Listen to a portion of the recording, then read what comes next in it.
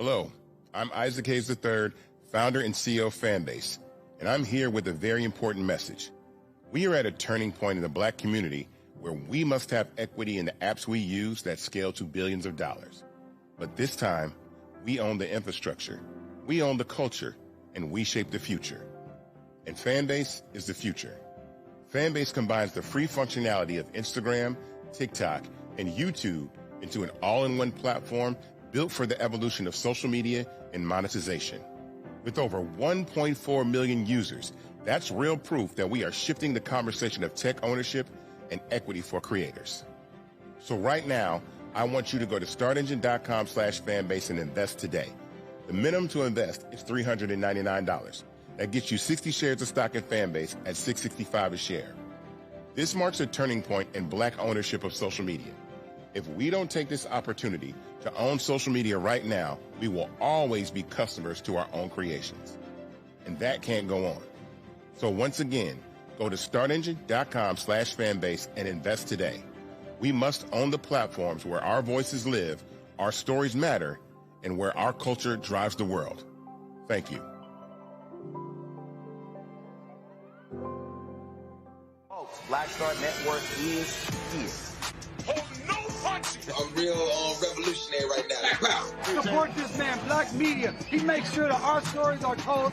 Thank you for being the voice of Black America, Roland. Stay Black. I love y'all. All momentum we have now, we have to keep this going. The video looks phenomenal. See, there's a difference between Black Star Network and Black-owned media and something like CNN. You can't be Black-owned media and be scared. It's time to be smart. Bring your eyeballs home. You dig?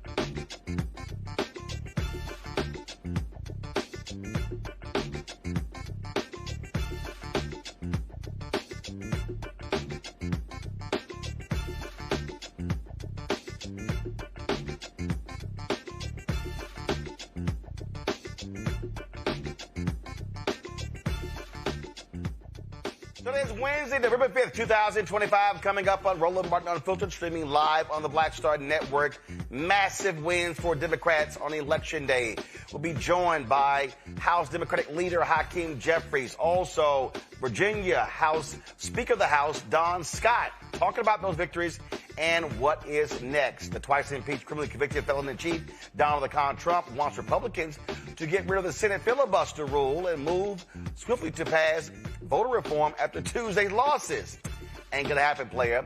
The Supreme Court heard oral arguments in the legality of Donald Trump's tariffs imposed by, first of all, Donald Trump's tariffs and whether he has the authority to impose them. A ProPublica reporter will explain how black folks in Memphis are not feeling safe as federal troops and the state task force have been patrolling the streets. Plus, a white Ohio police officer is facing a jury for killing a black pregnant woman suspected of shoplifting. It's time to bring the funk. I'm Roland Martin Unfiltered on the Black Star Network. Let's go. He's got it. Whatever the miss, he's on it. Whatever it is, he's got the scoop, the fact, the find. And when it breaks, he's right on time and it's rolling. Best believe he's knowing. Putting it down from sports to news to politics. With entertainment just for kicks, he's rolling. It's on go, y'all. It's Roland Martin, yeah.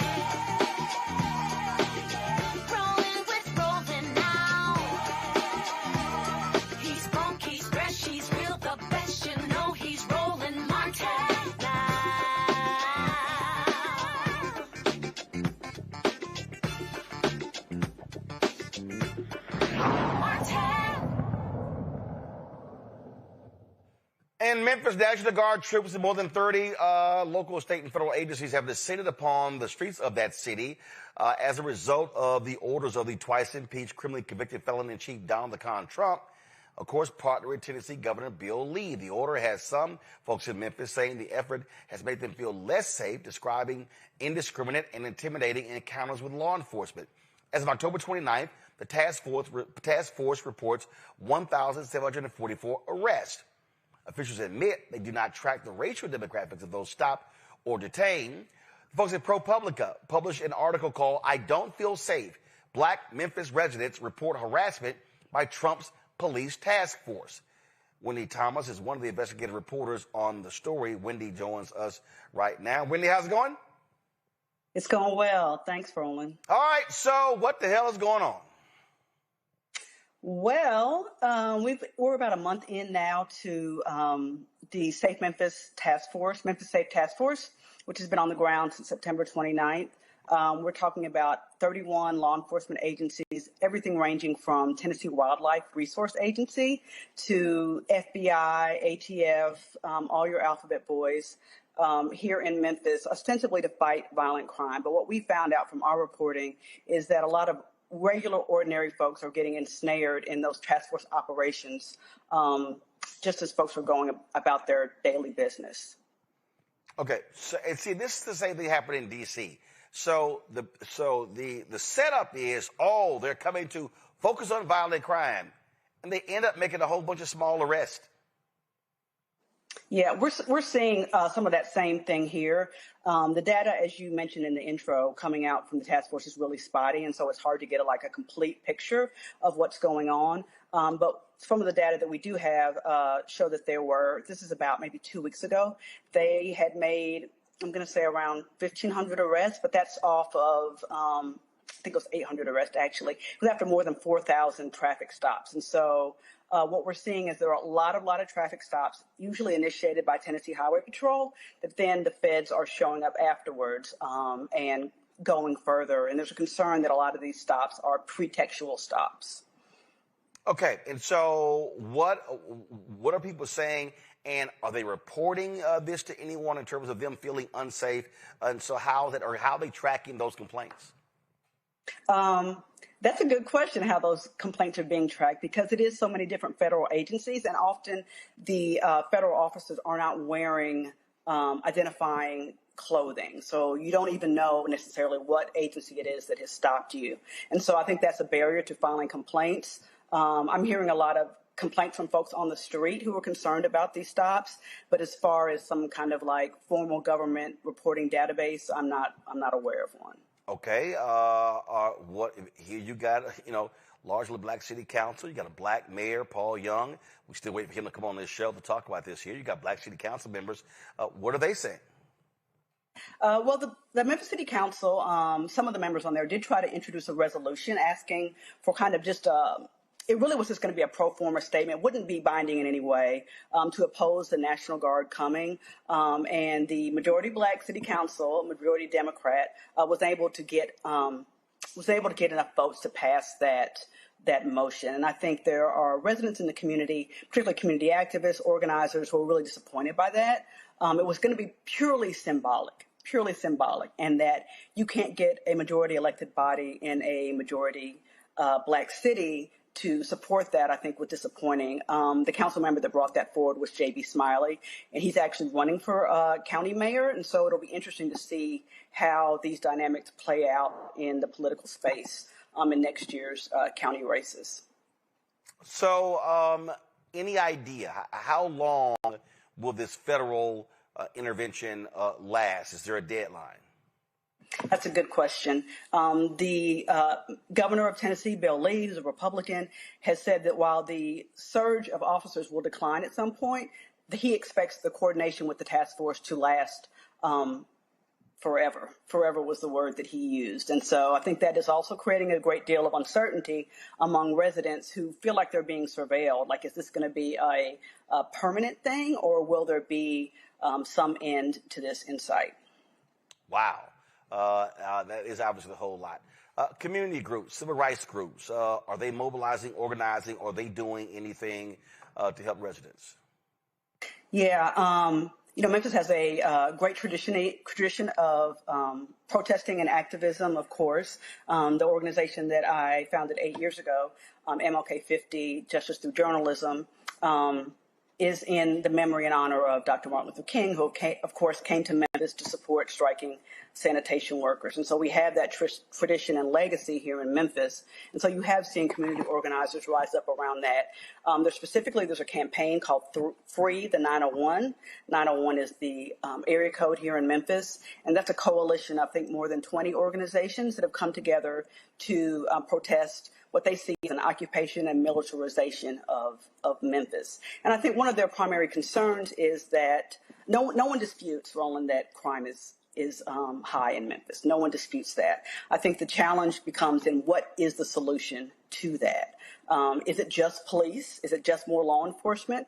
And I think the 901 campaign would want to see more examination of the root causes of crime, particularly poverty, in a city that still has a really high poverty rate. And so they're looking at things like violence interruption, more investment in education, mental health care, healthcare access, mass transit, and those kind of broader solutions, I think, have been absent. The conversation has been dominated by task force, federal agents, and what some feel is a militarization of this community. Our panel is Rebecca Carruthers, President, CEO, Fair Election Center out of D.C.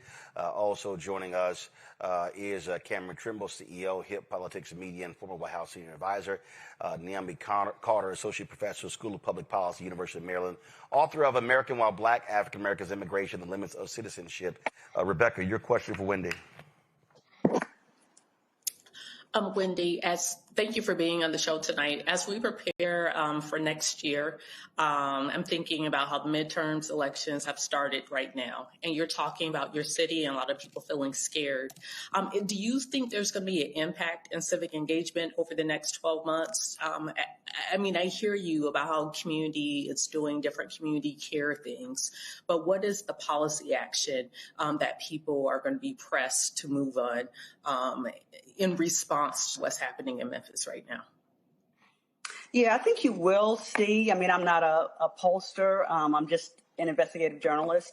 But I would be surprised if this did not result in more political involvement here in Memphis. You know, we are gearing up for more local races, county commission, school board. And so while not necessarily statewide races, we are gearing up for political involvement here in Memphis. You know, we are gearing up for more local races, county commission, school board. And so while not necessarily statewide races, we are gearing up for that. And I think a lot of residents are looking to see where candidates are standing on some of these key issues. Are they looking for more holistic solutions to crime, or do they favor an approach that Trump and Bill Lee and other Republicans are offering here? So it'll be interesting to see.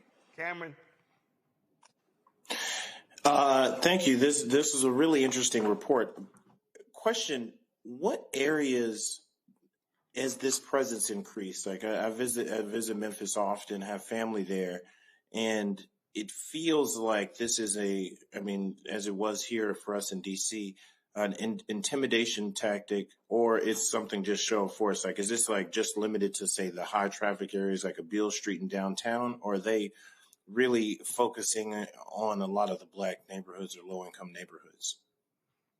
Yeah, I think that's an excellent question. I was actually at the Grizzlies game on Monday and walked down Beale Street and saw, I think it was 3 or 4 Memphis police officers, mounted police officers on horses, some FBI agents, Homeland Security agents, and then National Guardsmen at every kind of corner around there. And so you are seeing that heavy presence downtown on Beale Street in a tourist area, but you're also seeing it in a lot of Hispanic neighborhoods along corridors where there are a lot of Hispanic or immigrant-owned communities. You are seeing it in some of the higher crime neighborhoods, but in a lot of the lower crime and predominantly white neighborhoods, to be frankly, you're not seeing that sort of presence. And so I think it's almost like the blind men and the elephant, right? And so there are segments of the community that aren't seeing any sort of increased law enforcement presence. And so I think for them, it's really easy to feel like it's not a militarization. But then for others of us who are seeing that constantly, I think they're more concerned about what this means and what public safety really looks like. Niambi?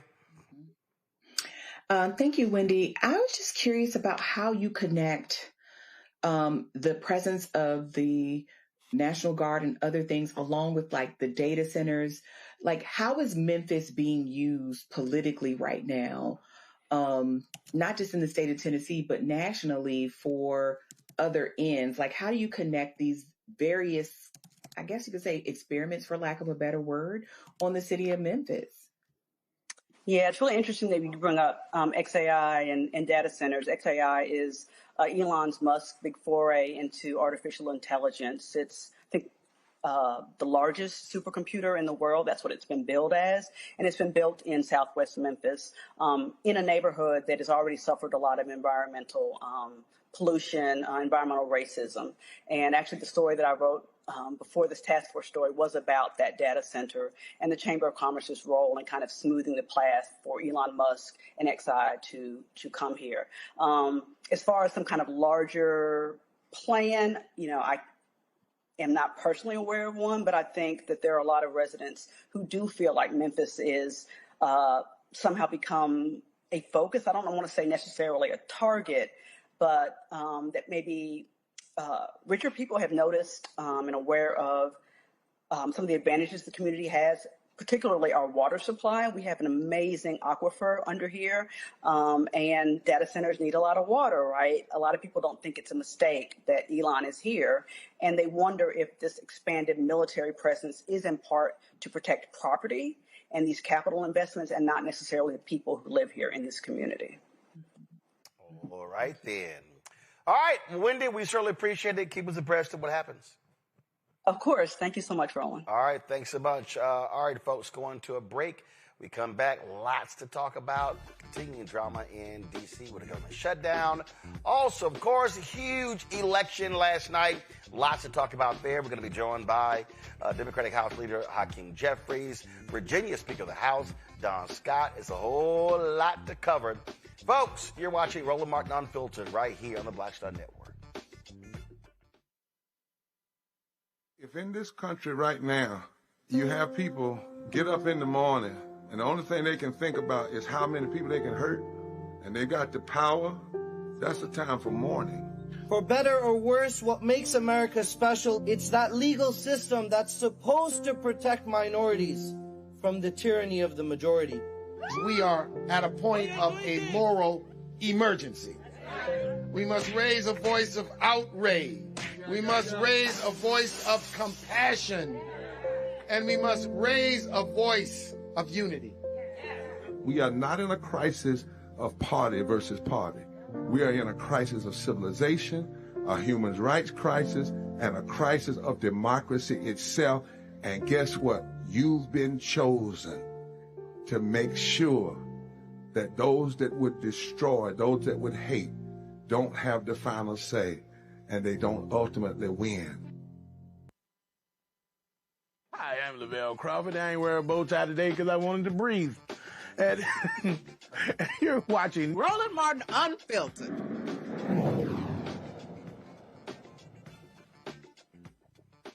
All right, folks, last night, huge election took place all across the country. A lot of races, 190 different elections, statewide races, county races, judicial races, you name it. And if you spent any time on Elon Musk's Twitter, because he's been force-feeding the right wing to all of our accounts, oh my God, the tears. Oh, the orange tears. It has been hilarious to sit here and listen to all of these people. Look at this right here. Go to my iPad.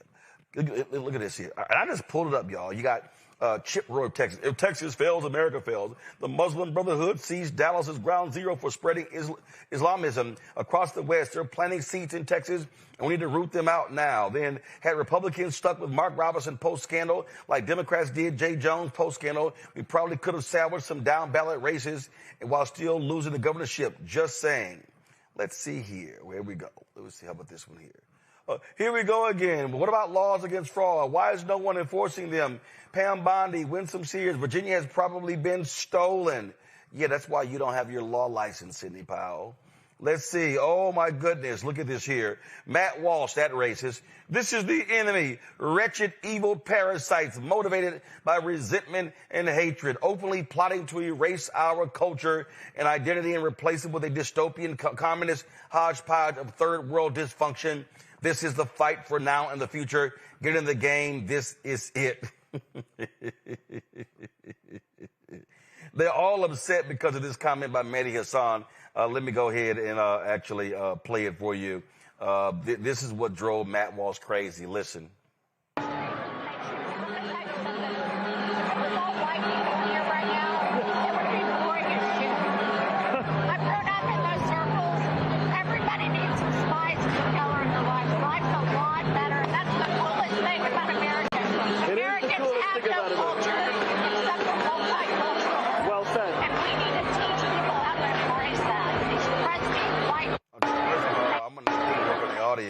Because her mic was jacked up. But Mehdi has said, Americans have no culture except for multiculturalism. Jennifer Welch, too, Mehdi. She said, Americans have no culture for multiculturalism. Crusty white people need to learn how to embrace it. Touche. Look at this here. Conspicuously absent from his list are Americans. Let's see here. Look at this here. Look at this racist. Folks, just admitted, America was a much better country when it was 85% white. And let me just go ahead. And you prove, what's his name? 1776. Real. You know, I might as well do it. That you are a racist. Yes, I've been trolling their asses all day. Look at this. Leftist student just flipped over a TPUSA table at University of Iowa. Iowa must charge and expel her, make her famous. Let's see here. Oh, Zohran Mamdani does 4 Nazi salutes in a row after his New York City mayoral victory speech. Isn't that what the left claims Elon did? We didn't make the rules. Hope the left is consistent. Let's see here. Of course, no shock, Stephen A. Smith will be talking to Jim Jordan and Mike Johnson on his show. No shock, he'll be talking to MAGA day after the election. Let's see here. Oh, look at old Curtis Hogan Gitley on Democrats winning in New Jersey and New York, decrying high cost of living. I think this is interesting because, as you know, prices for gas and groceries down under Donald Trump. That's a lie. Inflation's down under Donald Trump. Hogan, that's a lie. Interest rates are coming down as well. That's a lie. Come on, Hogan, you know better. Stop lying. All they did, I mean, it's just Niambi. Twitter, they have been crying, whining, oh, God, Virginia. They're like, then all of this here. Texas is full. North Carolina's full. Florida's full. Don't come here. Y'all stay in New York. I mean, the whining is amazing. I'm like, guess what? Hashtag team whip that ass. Suck it up. Well, as you know, my father used to say, it's no fun when the rabbit got the gun, right? Mm-hmm. I mean, look, this is politics, right? Sometimes you win, sometimes you lose. But when you have a government shutdown, when you have people not getting paid, when you have people who are furloughed, when you've laid off, thousands upon thousands of federal workers, and you keep telling us there is no way we can afford SNAP. You don't want to use the contingency fund, but you can build a ballroom and you can send billions of dollars to Argentina. You should not expect to win. You are failing on every dimension. This is politics, pure and simple. This is what happened when, quite frankly, Republicans won. Republicans don't do half measures, right? They promised people a lot. They told people what they were going to do and people voted for it. The same thing happened in New Jersey, New York, Mississippi, and all these other places. People made a promise and people voted for that promise. So this is what happens in politics. You don't get to whine and cry. You re-up for the next election. I mean, I have been cracking up laughing, Rebecca, at all of their whining. I mean, it's been, the last 24 hours has been quite enjoyable. Roland, I'm in California today, and it's not every election that Californians get a vote on something on their ballot that's going to impact the entire country. People are fired up, ready to go. They're rolling up their sleeves and like, bring 2026 on. Look, you can't be cruel to people. You can't have ICE agents in pickup lines after school and ripping parents out of their front seats while they're just trying to pick their kids up from school. You cannot have a military helicopter land on top of an apartment building. You cannot not only not fund SNAP benefits this month, but then make sure that the remaining funds on the particular SNAP card is turned off and doesn't work. It's not accessible, right? You can't do these things and not expect people to react negatively to it. And so I think this is what we're seeing in this country right now. We're seeing the tenor has gotten so toxic, and it's been driven by the bully pulpit of this administration. And now, last night, we had 39 states, and people took it out on the ballot. And quite frankly, that's how you want people to take it out. You want people to use their First Amendment right to vote to respond to what's happening. You don't want them to get into those other amendments. And so, last night we saw that many Americans went to the ballot booth and said that they want to vote for the democracy that they're yearning for, not the democracy that we've had previously. They're not looking to vote for the status quo, but they're looking to vote for the future and what this whole experiment should look like. Well, y'all, to me, I just think it's been funny. It's just, again, they're just losing their shit, and it's kind of like, sorry, excuse me, and they're mad, and guess what? Your candidate sucked. And not only the candidate sucked, Cameron, here's what also jumps out. Trump lied. Oh, I'm bringing everything down day one. All those lies, people kind of like, yo, player, what happened? So Biden got hurt. Harris got hurt because of inflation in the economy. Guess what? Now it's their turn. When you're in power, guess what? You get the credit when things go wonderful. You get the blame when things go bad. That's right. I think it always comes down to kind of the economy, stupid, that famous phrase. But it feels good right now to get on social, to see the joy. I've seen so many different memes and so many different things shared from around the country, even in states where there weren't contentious elections and so forth, that people are just feeling some joy. And I think we should revel in it for a day or two. I love some of the historic wins. I know we're so focused on Virginia. Shout out to Prop 50. But when I think about some historic firsts, like I'm actually here reporting from Syracuse, New York. Sharon Owens is the first black mayor in this city's history that was just elected last night. Albany elected a black woman mayor. So there is also, I think the black community has a lot to be proud of up and down the ballot. But I just want to offer, not to tamper on the parade, but the caution. Like, this is not a time to just celebrate and let our foot off the gas. This is our time to kind of double down, really understand how we won this time, really understand how our candidates won, what tactics worked, what we can learn in this modern day and age. Because I still have a little PTSD from the 2022 midterms where we saw a blue wave with Biden, and we probably celebrated a little bit too much, and then we kind of got whiplashed in 2024. So this is a time where we must continue our organizing, continue our double down on talking to folks, continue to show up in these communities, showing up in our community and black community, to continue the advertising blitz. We've got to do more, because the fight, while we see this as a great for lack of a better term, I would say this is a kind of a great bellwether for 2026 with Republicans. And I'm sure Trump sees this as oh, my tactics weren't working before. I might double down and make it even harsher, more voter intimidation, more ways to strip and suppress votes. So I think we've got even harder work ahead of us this year, because they realize how this blue wave and this black wave, I would say, that happened last night. Believe you me, they're starting day one and looking for ways to reverse that next year. Yeah, and listen, there's some people, who need to recognize that. First of all, I do think you have to enjoy. You do have to enjoy wins. Those things are important. And the reason I think you have to enjoy wins is because you deal with losing.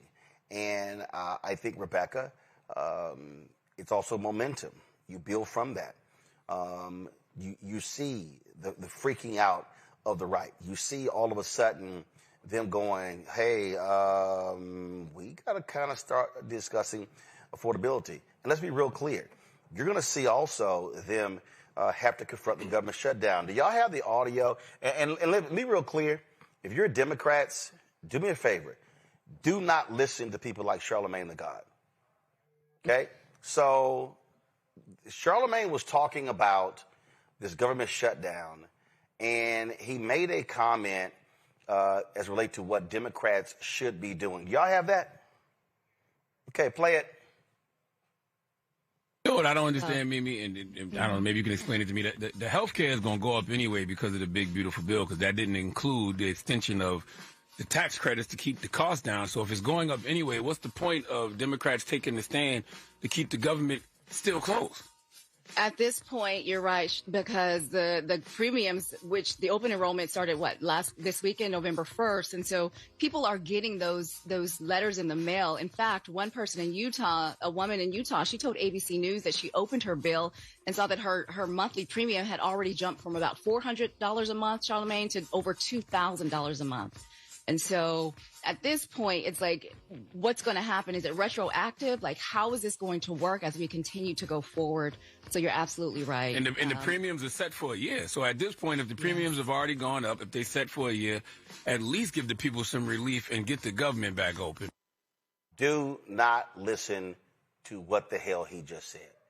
That, to me, is beyond idiotic because this battle that we're seeing is not solely about health care. Rebecca, I don't know what the hell that was. That was just bullshit. Look, what I heard was an exchange of two people who don't understand how this works. So what they're talking about are the health insurance premiums that are in the marketplace. The marketplaces are the state exchanges. The state exchanges is because of Obamacare, aka the Affordable Care Act. Here's the thing. Those premiums are effective January 1, 2026. You get about 60 days notice in most states. Some states put out their new expected premiums back in October, some kind of at the end of September. But this is giving notice of, hey, if you continue at the level of health insurance plan that you have, this is what you're going to start to pay effective January 1. And so the erroneous, I mean, this isn't just misinformation here. This starts to look like this is intentional disinformation. And for the audience, disinformation is where you have bad, misleading information that's intentionally targeted to a certain demographic. The demographic here is Black voters. The reason why is that Black voters are the base of the Democratic Party. Right now, the Democrats are in lockstep saying that, no, we're not going to give you the votes that you need in order to end this government shutdown. You Republicans need to come to us and work out a deal. And so by trying to talk to Black folks, to them, Black folks can then talk to Democratic members of the House and Democratic members of the Senate to get Democrats to back down. That's what Charlemagne is trying to do here. What should happen, if I was advising the Democratic Party, is tell them, hey, look, there are some Republicans who have introduced clean resolution plus extension of the health insurance credits, sorry, not health insurance credits, but some of the discounts that the government will pay. So people aren't paying those exorbitant health insurance prices starting January 1. So this is disinformation that we're seeing that Charlemagne is doing. This is not just mistaken information. This is intentional, going after Black voters. Niambi, the reason I think it's bad advice is because when you are in political battles, you maximize your leverage. And when you are fighting on behalf of people, they understand that there are people who are not getting benefits. They know there are federal workers who are not getting their paychecks as well. But they also are dealing with an administration that's been slashing and burning and firing people indiscriminately as well. So all this is wrapped up. So what you do not do is you do not capitulate. You do not back down. You don't go, oh, well, you know what, hey, we'll just go ahead and pack it in. No. You try to get as much as you can.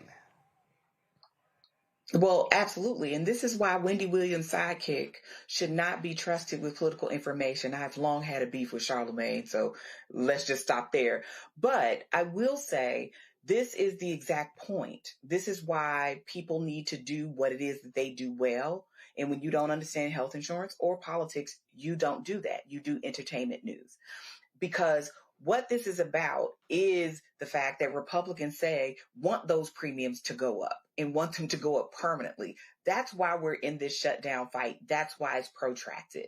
It is not on Democrats to just say, well, we'll give up everything so we can just open the government. That's not going to do anything for people come January when those insurance premiums go into effect. And the reason that people have been able to enjoy health care through the Affordable Care Act exchanges has largely been because of this subsidizing. And we did it during COVID. We can continue doing it. Republicans don't want to do it because they want to transfer money to their wealthy donors in the wealthy class. That is the conversation. And if you're not having that conversation, then you're not being sincere, and you are certainly doing a disservice to the millions of listeners who come on that show. And this might be the only bit of political news they get. And some of those very same listeners are getting their insurance through these exchanges. So this is irresponsible at best. It's malfeasance at worst. And I think this is what burns me up about this kind of stuff, is because expertise has gone out the window. Good journalism has gone out the window in favor of entertainment. These are people's real lives. Charlemagne will be able to pay for insurance any day of the week. He is a wealthy man. But most people who have to rely on these exchanges will not be able to do the same if the Democrats cave in and give the Republicans what they want right now, which is to have those premiums go up and have them go up with permanently, essentially. And when you are winning the argument, when you are controlling the narrative, Cameron, you don't just say, here you go, take it away. No, I mean, I think this is politics 101. Unfortunately, like, the pain is very real across the country due to the government shutdown. The pain is very real state to state, as so many millions of people of all races are being hurt by SNAP benefits. The pain is really real for travelers who have hours and hours of waits and delays because of TSA workers and air traffic controllers are not getting paid. It is definitely impacting even my own family. My sister's a nurse in the military. She has not received her paycheck. I've got plenty of friends who are active duty who are not receiving their paychecks. But all that aside, we have complained and we have seen how Trump has slashed education budgets, slashed healthcare budgets, has done so much to eliminate tens of thousands of jobs, not just in the government, and then all the ecosystems that when those government jobs, it's not just the person in the house loses jobs, the restaurants they go to, the child care center they could afford to used to send their kids to, now they can't. So many other people are affected when all of these folks are losing their jobs. And Democrats, for once, have both the narrative on their side, because guess what? Republicans control the House, they control the Senate, they control the White House, and even though this is supposed to be nonpartisan, they control the Supreme Court as well. So they have all the levers of power. That it is on them to come up with something if they want to really reopen the government. But they realize that it is so untenable, especially when these ACA subsidies end at the end of the year, and they are hearing it in their districts that I can't afford a 50, 100, 150% increase in my health care. I'm going to have to come off of health care. And then hopefully I keep a job. I hope I keep my job that may be subsidizing the health care. And small businesses and large businesses are looking at to what levels they're going to fund their employees' health care because those costs are going up. So this is an opportunity where they need to do, and at the Democratic Party, and I think they've been doing a good job, they can continue to even do better and do more to educate people on exactly why the government is shut down, what they are fighting for, and what they hope to see if Republicans are to expect any votes from Democrats to reopen the government. All right, folks, going to a break. We come back. We're going to hear from Democratic House Leader Hakeem Jeffries. Also, top of the hour, we hear from Virginia Speaker of the House, Don Scott, after a massive haul on Tuesday night. So lots to break down right here on Roland Martin Unfiltered on the Black Star Network. Don't forget to support the work that we do. Join our Bring the Funk fan club. Your dollars make it possible for us to do the stories that matter to you. You want to contribute via Cash App, use the Stripe QR code. You see it right here in the bottom left-hand corner. You can use that for credit cards as well. PayPal is R Martin Unfiltered. Venmo's RM Unfiltered. Zelle, Roland at RolandSMartin.com. Roland at RolandMartinUnfiltered.com. Checks and money orders make it payable to Roland Martin Unfiltered. P.O. Box 57196, Washington, D.C. 2003 7-0196. Back in a moment. Said the quiet part out loud. Black votes are a threat, so they erased them. After the Supreme Court gutted the Voting Rights Act in 2013, Republican legislatures moved fast. New voter ID laws, polling place shutdowns, purges of black voters from the rolls. Trump's Justice Department didn't stop it, they joined in. In 2018, his DOJ backed Ohio's voter purge system, a scheme that disproportionately erased black voters. Their goal, erase black votes and political power. Yeah, that happened. These are the kinds of stories that we cover every day on Roland Martin Unfiltered. Subscribe on YouTube and download the Black Star Network app. Support fact-based independent journalism that centers African Americans and the issues that matter to our community.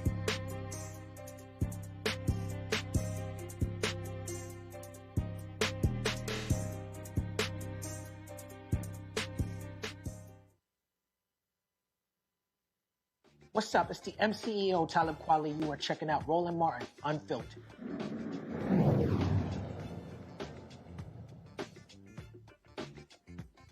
As I said, huge wins last night for Democrats. Virginia, New Jersey, local races, school board races all across the country. And it bodes well heading to 2026. Joining us right now is House Democratic Leader Hakeem Jeffries. Glad to have you on the show. This was interesting with last night, and we already seen it. You got the right and Fox News, they all going, the face of the Democratic Party is Zohran Mamdani. But last I checked, you had Mary Sheffield in Detroit win last night. You had, as Cameron said earlier, a sister in Syracuse, a sister in Albany, New York. You had a Democrat in Cincinnati, a Democrat in Pittsburgh, Andre Dickens in Atlanta, an incumbent one in Cleveland. So this idea that you only had one person win mayor last night who's a Democrat is kind of stupid. Absolutely. Democrats won across the country and up and down the ballot and decisively. Now, the thing that connected these Democratic victories are, one, an embrace by the American people of the fact that we're focused on the issues that matter. Driving down the high cost of living, life has become more expensive under Donald Trump and Republican policies, not less expensive, despite their promise to lower costs on day one. We're focused on driving down the high cost of living. That was the case in New York City. That was the case in New Jersey. That was the case in Virginia and across the country with the mayors that you mentioned who successfully won all across America. And, of course, we're going to stay on the case as it relates to protecting the health care of the American people and decisively addressing the Republican health care crisis.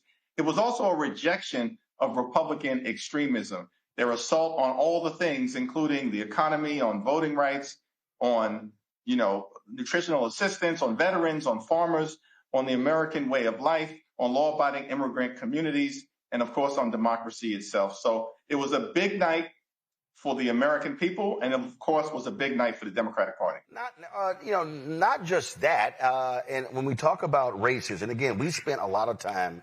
Everybody obviously was focused on these statewide races. Cheryl winning the governor's race in New Jersey, Spanberger in Virginia, and of course, Jay Jones, Attorney General in Virginia, the Lieutenant Governor as well. But the thing that also jumps out to me, this is go to my iPad. This is a headline in the Charlotte Observer. Charlotte's Blue Wave tells a national story on Donald Trump, and it details what happened last night. All across North Carolina, Democrats also won local races. You get the 3 Supreme Court races in Pennsylvania. And so the mistake that I think people make is that they say, well, New Jersey, very blue, Virginia, somewhat blue, but you have to also look at local. When you start seeing big wins in school board races, DA races, city council races, seats flipping, you saw, look, 2 wins in Mississippi where they broke the Republican supermajority there as well. That also speaks to the mood of the people on the ground, and everybody keeps focusing on D.C. as opposed to what's happening locally. There's no doubt about it. And what we saw was a high degree of Democratic energy, independent voters swinging in our direction decisively, and of course, communities that Republicans thought they had a chokehold on in terms of the support of the Latino community broke back towards Democrats. Working class Americans breaking back toward Democrats. Young people, young white males breaking toward Democrats. And this is happening all across America. In Onondaga County, which is in central New York, the control of the state legislature was flipped for the first time in 40 years. In Georgia, we saw Democrats win statewide office for the first time in 20 years. In Pennsylvania, a state that Donald Trump just won, the Democratic candidates who are on the ballot for the state Supreme Court, 3 of them won decisively. You mentioned, Roland, what happened in Mississippi in terms of breaking the Republican supermajority. This is a story that has occurred all across the country. And the California ballot initiative was incredibly significant in that turnout was higher in many parts of the state for Prop 50 to stop Trump from stealing the election than it had been last November in a presidential election. That is unheard of. That's Democratic energy. That's the American people recognizing we're in the midst of a national nightmare, and the only way to turn things around is to throw Republican extremists out of office. There have been a couple of reports that have come out in the last week or so saying that Democrats should be focusing on centrist ideas and leaving identity politics and all kinds of stuff along those lines. And this is what we said last night. Zohran Mamdani ran an unbelievable campaign in New York where he was focused on affordability and the needs of the people. If you take a Spanberger or a Sherrill, they run a centrist race. If you take someone is another part of the country, they run a different race. I think it's dumb when these, and I'm just going to say it, when these largely white Democratic strategists sit around and say, this is how Democrats have to run. No, you run based upon the makeup of your congressional district, your state, or your state district, or your state senate. I think it's dumb to think that there's only one way to do it. There are going to be some places that are more progressive than others, some places more centrist than others. And so to me, you find the candidate who runs according to their district and not some cookie cutter map.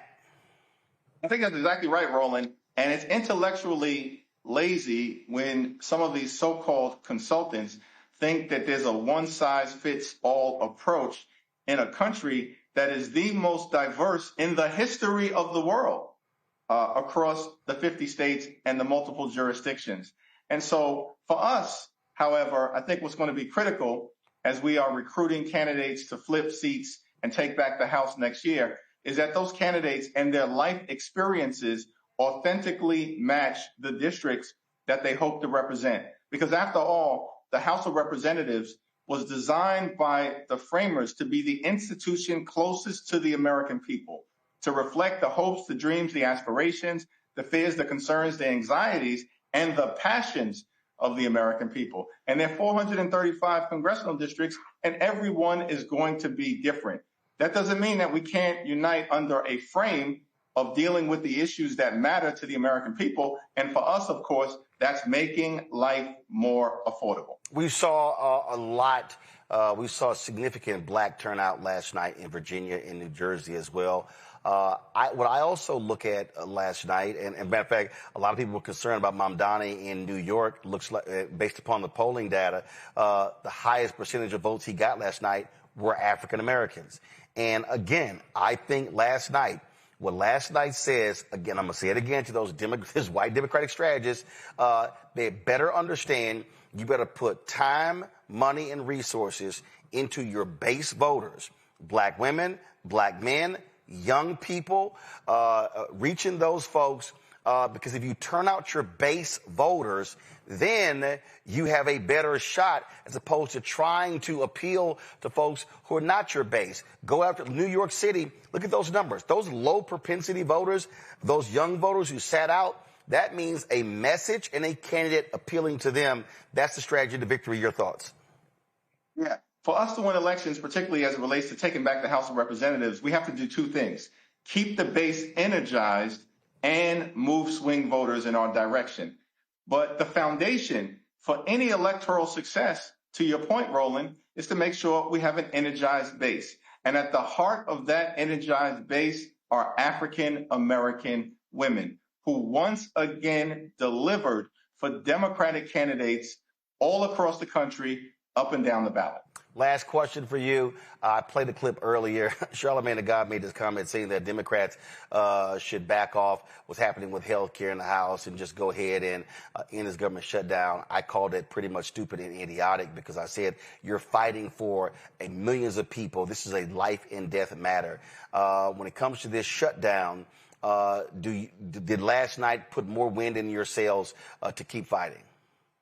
Yeah, we're going to continue to stay in this fight until we win this fight. And we've made clear, look, we'll sit down with our colleagues on the other side of the aisle anytime, any place to reopen the government, to enact a spending agreement that makes life better for the American people while decisively addressing the Republican healthcare crisis that's crushing people all across America. We've got to ensure that we extend the Affordable Care Act tax credits. Otherwise, tens of millions of people are going to experience dramatically increased healthcare premiums, copays, and deductibles.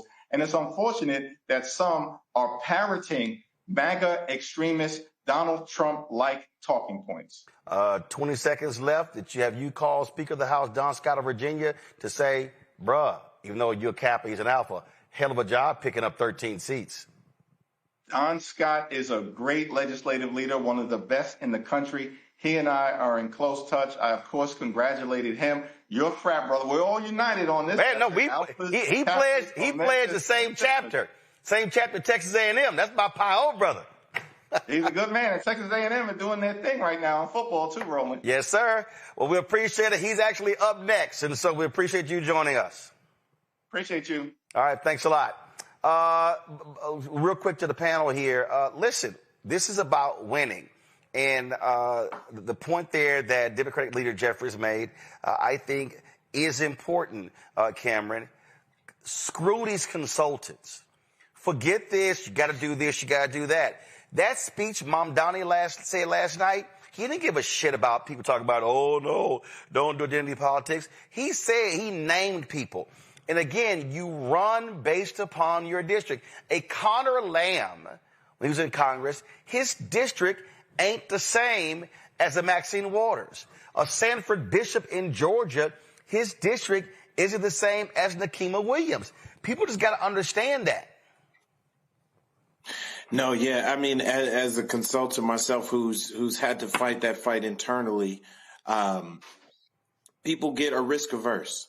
I mean, you know, I'm here. I served as the director of digital engagement and in the Biden White House, and I run a digital firm. And there's so much, and there's so many people who are scared to do anything outside of what was approved in the last cycle or anything outside of the norm, and they don't realize candidates and the folks that are closest to the ground, closest to the districts, understand the voice of the people. They understand who the real validators are. They understand how to reach and talk to their voters. This is not a national campaign. Even though this is a national wave, these are a national energy that has been siphoned and that has been siphoned to individual votes and districts. And I think what hopefully soon to be Speaker, but Minority Leader Hakeem Jeffries said there is that, and I really hope that his caucus and others recruit candidates and support early investment in candidates and early investments in talking to the Black community. Black folks are the base of the Democratic Party. Hard stop.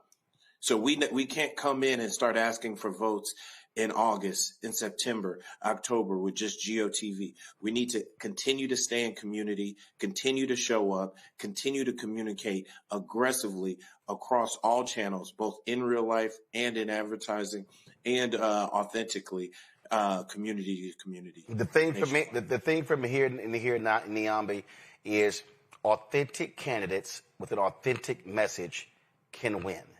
And if I am a Democratic candidate around the country, I would shut the hell up complaining about a Mamdani, and I would be studying every aspect of his campaign to say, how did he do it? Mm-hmm. But I think this is a point that you've made time and time again, Roland. We've talked about this before. One thing you can never forget, that all politics is local. Yep. And one of the things that Mamdani did was say, I care about the people of New York City. I'm not talking about this international stuff. I'm not doing this over here. I'm talking about what my constituents in New York City care about: affordability, childcare, food, right? All of these things are local things. And yes, does it have national implications? Sure. But you have to think about where you live. Spanberger worked in Virginia because that is what Virginia wanted. That is what Virginia needed, a more moderate Democrat. Mamdani wouldn't have worked there. And I think one of the things that we come to over and over again is that people forget about the local, right? Tip O'Neill said it or popularized it. And it's been an adage for a reason, because I don't care about what's happening in Washington or what is happening in California or some other place. I care about what is happening right here, right now. If my kids can't eat, if I can't afford childcare, if I don't have access to transportation, that's the stuff that is going to make a difference in my life, not any of this other stuff that you're telling me I should care about. And I think consultants need to listen more and talk less. And one of the things they have to absolutely do is spend money on Black media. We talk about this over and over again. You cannot expect Black people to keep coming to the well when you don't want to spend any of those ad dollars or any of that time in our communities. Again, Rebecca, focus on your base voters. That is your starting point. So, Roland, on one side in Kentucky, we heard the stories about there were Republican voters who thought that they were having elections this year. And then they thought the New York mayor's race was going to be on their ballot in these fake elections that they conjured up and thought that they were having.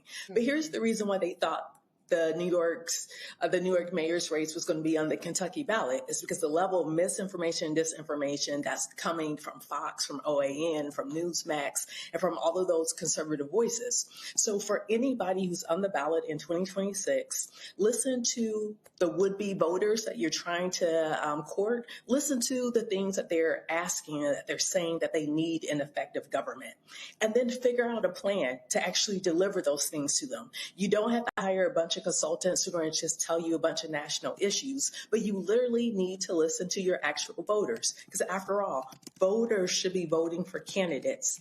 Candidates shouldn't be trying to draw up who their voter is going to be in order to get elected. But if people keep things simple, they go in at the ballot next year. We're talking about Virginia, and my next guest, trust me, he is real happy today after massive pickups last night in the Virginia House. 2 years ago, there was a narrow victory for House Democrats in Virginia. Don Scott, as a result, became the Speaker of the House. Well, this time ain't narrow at all. Some of the biggest pickups in more than 40 years, solidifying his role as Speaker of the House. He joins us right now. Don, first of all, congrats. You got to be feeling real good.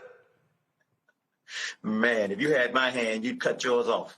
I'm feeling real good. There were... I was just going to say, we did something historic last night. This is the first time in 3 decades that Democrats in Virginia's House of Delegates won back-to-back elections. We grew our majority by 13 seats from 51, slim majority, 51-49, to a 64-36 seat shellacking. And so I think we're in a very, very good place right now. How did you do it? Because let's be real clear. 2 years ago, you had a whole bunch of people in Virginia questioning your strategy, telling you they knew what was best in terms of how to win the House. And even after you squeaked out the narrow margins last year, they were still trying to tell you how it should be done. And one of the things that you kept saying is, and which I was just talking about, is focus on your base voters and drill down as local as you can. Well, what we did was, you take a look at our caucus, the folks that won. It's probably the most diverse set of folks ever. We got rid of this outdated notion that minorities and women couldn't win in these districts. We stopped looking at identity and started looking at the people, whether they connected to the community. We have 5 new members of our Black Caucus, taking us about 37 members in the Black Caucus out of 140 members.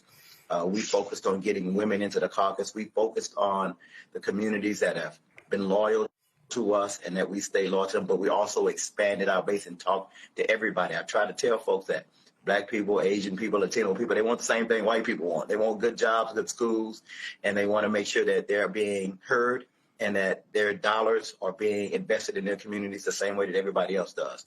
And when we won that narrow majority 2 years ago with Joe Biden in the White House, and in Virginia, his approval ratings were similar to what Donald Trump's approval ratings are now.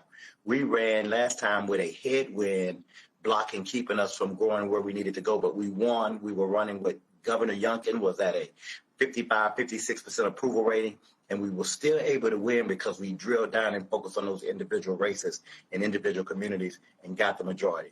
This time, with Donald Trump in office and the chaos, confusion, and cruelty that he's chosen to go forward with, we had to win at our backs, and we were able to communicate with folks that we cared about affordability, wanted to make life better for Virginians, and Virginians, they trusted the Democrats to deliver.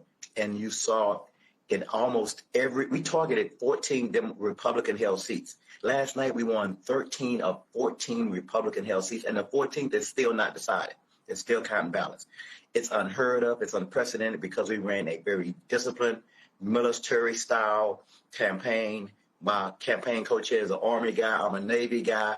We ran a campaign that was focused on discipline, that was focused on turnout, that was focused on communication, and we overperformed because we out-communicated them in every single race, sometimes 2x, 3x, on TV, on radio, on digital. That's what we did, and that's how Democrats have a blueprint to move forward through this next cycle. There were races you lost last time. Take Kimberly Pope Adams, 53 votes last time. What did you then do? Did you go back and say, look, let's figure out where we lost. Let's figure out the people who didn't turn out. And did y'all really sit down and study this thing precinct by precinct to understand that, you know what, we need to hit this area a lot harder to turn out, because she didn't have a close victory this year? She sure didn't. And that is exactly what we did, Roland. In 2021, in 23, when she lost by 53 votes. And we thought we did everything that we needed to do to get the Black community out, but we didn't. We went back, we looked at those precincts where our Black turnout was low. We looked at those precincts where some of our marginalized communities were low. And this time we were laser focused on hitting them over and over again and letting them understand what was at stake. And her turnout improved drastically in those communities. And then she had a resounding victory. It was a privilege last night to be able to call her and tell her that she had won. I was the first one to call her to say, you have won in our numbers and our modeling. You will win this election. You can call it. And you just heard screaming because she has been running for 4 years. And the type of relief and satisfaction that she had was amazing. You got to spend some time with her. She's an amazing young lady, and we're proud to have her in our caucus. Well, see, the reason I asked that, because this to me is the mistake that I think people keep making. I spoke to the National Panel Council on Friday in Houston. And what I said to them is, I said, can we please stop doing these broad get out the vote efforts? I said, we need to go get the data. I said, I don't care what city and what state, and break it down by precinct, then break it down by block, street, house. I said, if we're just going out there saying, hey, get out to vote, we want y'all to vote. I said, no. I said, you got to look at and say, where the votes at? What do they say? I forgot the bank robber. Why do you rob banks? He said, that's where the money's at. Well, you got to go. You got to go where the votes are. You got to go. If you lose, you got to go where the potential votes are to win next time, and that means having a very micro strategy. Absolutely, and I think that's what we focused on this cycle. We did it last time, but the votes weren't there. The enthusiasm was there, and we had a headwind. This time we had a tailwind. Abigail Spanberger had an unprecedented field operation. We had an unprecedented field operation, and together we were able, we outperformed Abigail Spanberger in many of these districts that we won last night because we were so laser focused on the communities that we needed to turn out that were heavy Democratic but who had felt disconnected. We reconnected with them and got them to turn out. That is how you continue to win elections. You have to do data-driven messaging. You have to do data-driven get out the vote field operations. It has to be data-driven. And I think if we continue to have the type of discipline that I think it takes and recruit the candidates, stop focusing on the perfect little candidate. Focus on people who are connected to their communities, whether they're Black, white, Asian, Latino. Focus on those folks that are connected to the community, that have a heart for service, that have the empathy to serve, and the leadership and discipline to do the work. The next thing that we did, Roland, which I think should be a model for every state delegation, we sat down with candidates. We recruited very early, 2 years out. I'm going to be recruiting for 27 starting tomorrow. We're recruiting. We're going to go and try to grow our majority. And what we did was we talked to every candidate, said, here's how many doors. Every candidate knocked over 5,000 doors themselves, not paid field, not people. The candidate knocked doors. We made sure they raised them. We gave them the resources to raise money. We gave them the time to do call time. We gave them the money that we raised to supplement what they did so that they could be free to continue to knock doors. We have a formula here. We have an MOU that we make every candidate sign. You can't get our resources. You can't get our help if you don't agree to the contract that we need to make sure that you're going to hold yourself accountable to run the type of race that we know if you do these things, you win. And last night we proved that formula. If you do those things, you win. Did I expect to win 64 seats? No. My goal was I at least get 55. But we ran so hard in so many places. We basically ran the slate, which is unheard of anywhere in the country. And I think the Democrats across the country can learn a lesson from what we did. We were bold. We were not mealy-mouthed. We were bold about what we stood, and the voters rewarded us for that boldness. A couple of years ago, you mentioned earlier in terms of the multifaceted strategy. And a couple of years ago, I'm not going to name them, but you had some big name Democrats who questioned advertising on this network and doing town halls. And man, why are you doing that? And because they're so fixated on TV, run TV ads, thinking that's it. And we saw this even with Vice President Kamala Harris. Democrats ignored podcasts. They ignored digital shows. They were not aggressive. They weren't spending money there. They weren't understanding that people no longer are getting information the exact same. Talk about why national Democrats or candidates who are running in other parts of the country have to understand that the landscape has now changed, and you have to put money in places that you don't think may get you the biggest bang for your buck. But again, when elections come down to 20, 30, 40, 50, 100 votes, that stuff matters. A lot of the technology that we're using now, which is why I'm so happy to be on your show tonight and why I love working with you, and talking to you and making sure that folks know, because like last night, I'm getting calls. People are watching your show last night in North Carolina and Texas and freaking my wife's family in Chicago. They're texting and calling me, watching you, and hear you speaking about. And what we need to do is understand there's a thing where we're using this technology to geofence. We know who's watching what when. And there are communities that are going to only watch Roland Martin. They trust Roland Martin. There are communities that may be doing, other podcasts, maybe doing other. We want to make sure that we're speaking everywhere. And I think it's a mistake. It's a huge mistake not to be partnering with every platform that you can to get out your message. And I think you have to be intentional about that. And I'm very intentional. You know that. And I cut through the red tape and make it happen. And I think that's why, another reason why we were successful, I think that's why we won in 23, because it was very slim margins. Every vote counted. As you know, we lost about 50-something votes and we won some by slim margins. And this cycle, we overperformed because we reinvested in those same platforms, and then we got the returns for those investments. And that's why you see a 64-seat majority here in the Commonwealth of Virginia. You're not quiet or shy. And do you plan on having some very frank conversations with the Democratic Governors Association, the Democratic Senate Campaign Committee, the Democratic Congressional Campaign Committee to say, hey, y'all better sit down and listen and understand how we did this and how this can be replicated on the state and the local, the state, and the national level as well?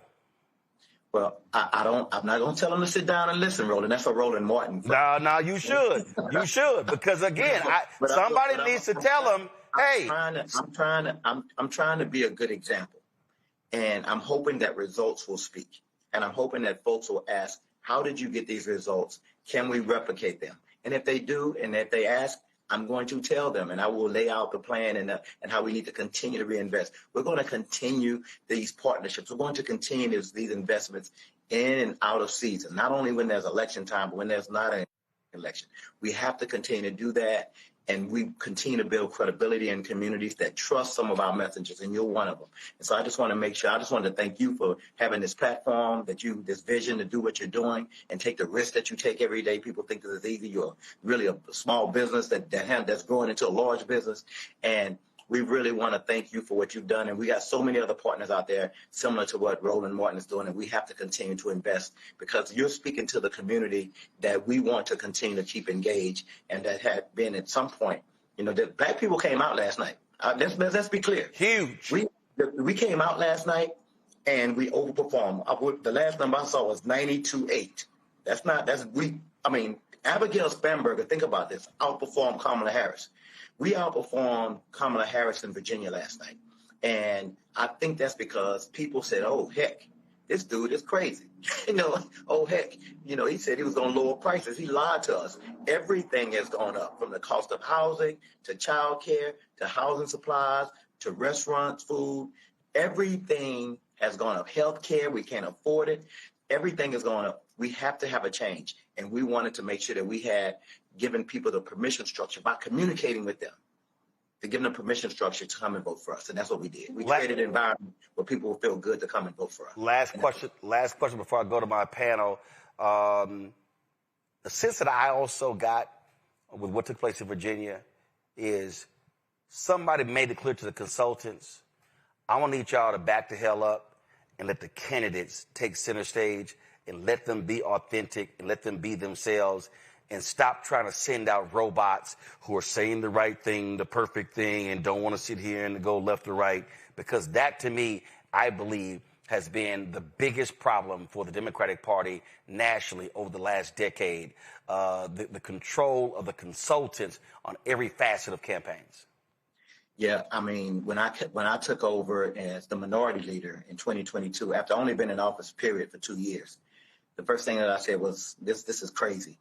We have consultants that they don't ask, what do you need? They ask, how much money do you have? And we'll figure out how to spend it. Like they always ask, what's your budget? They wouldn't say, what do you need? And so I totally revamped our consulting program and how we did things, made everybody do RFPs, come back in and tell us what you can do, not how much money we have, but what do you need for us to be successful?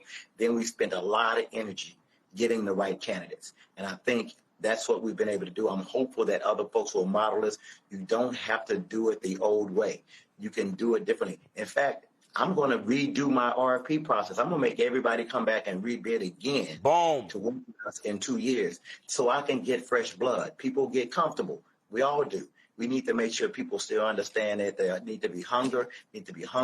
We need to have cutting edge. We need to have cutting edge thinking. And so I think if we do that, we continue to grow and be fresh in whatever the challenging environment might be politically.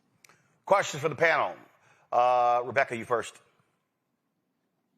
Thank you so much for being on the show tonight. So I want to talk about voting rights restoration in Virginia. We saw this past session that there was passage on the constitutional amendment in Virginia for automatic voting rights restoration. I understand there has to be a second reference, meaning it has to pass again in the next session, and then that can go to the ballot for fall 2026. Can you tell me why it's so important to have automatic voter registration in the state of Virginia?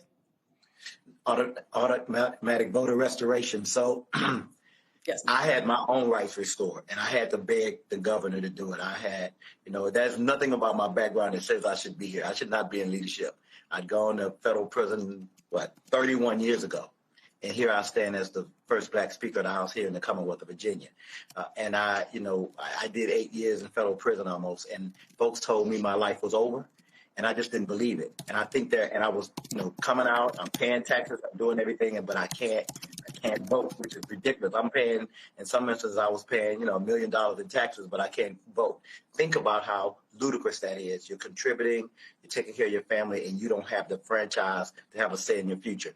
Everybody deserves to have a franchise once they complete their sentence. That's what this constitutional amendment would do, so we can have everybody vote. And that's why we're going to pass this, and we're going to get it done. Because there are too many people who feel disconnected from the system. They feel they're walking around with their heads down. Family know that they can't vote and can't engage and can't let their voices be heard.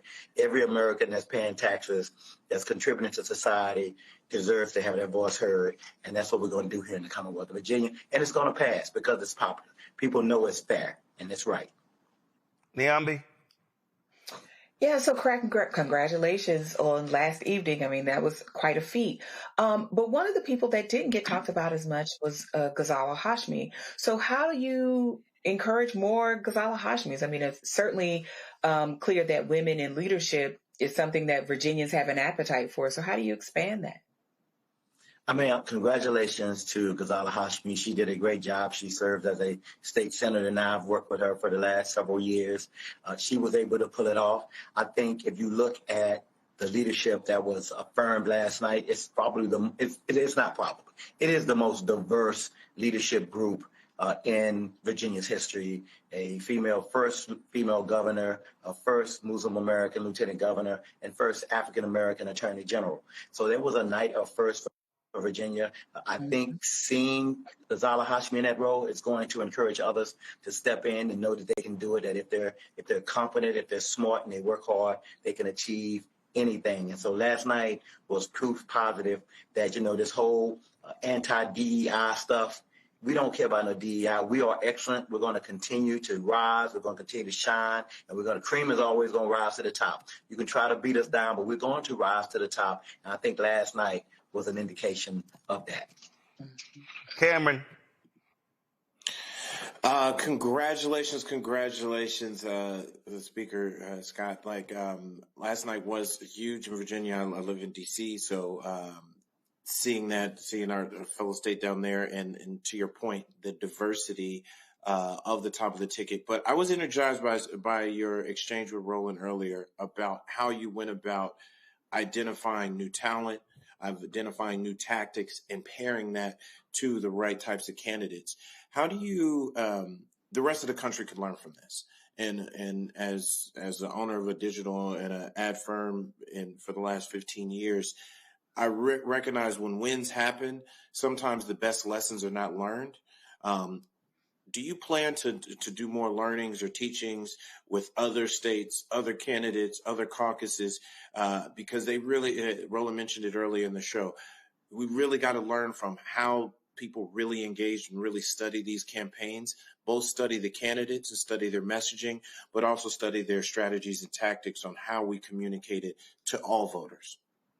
Yeah, I thank you for that. I'm going to continue. Every opportunity I get, I try to give people the blueprint on what we did. It's not It's not rocket science. I try to tell people, hit the easy button, bro. Hit the easy button. Like, you get the right candidates, you go out and recruit candidates. You spend the energy up front. You put the investment up front on identifying the right candidate in the community, then making sure that they have all of the tools around them to succeed. And then you help deliver the messaging and do it across, I call it asymmetric messaging. Like, you hitting everything, digital, TV, radio, doing what you can if you have the resources. And then you plan in advance and you map it out. I think, I told my caucus today, everybody was celebrating, and I said, cool, let's celebrate. But the election for 27 starts today. So that means everything that we do, we have to be intentional. What we pass, what policies we pushing, what we want to message. It began today for the next election in 2 years. If we continue to have that type of discipline and focus and, dare I say, restraint, we'll grow, and we'll keep it. Make sure. I want an enduring majority. When we won the majority in 2023, I said, if you don't do it twice, it's a fluke. Well, I proved it's not a fluke. Now I want an enduring majority, which means, we can continue to grow. We can hold on to this majority. I want to win the governor's mansion in 4 years. I want us to keep that governor's mansion. But you have to be intentional right now, thinking about what it is, what's that look like. And that's what I'm trying to focus our caucus on and focus our leadership team. And I'm happy to have those conversations with everybody. I do talk to leadership across the country, and I do say these things, but, I can only control my house. I can't be controlling other folks' house. It's hard enough to control my house.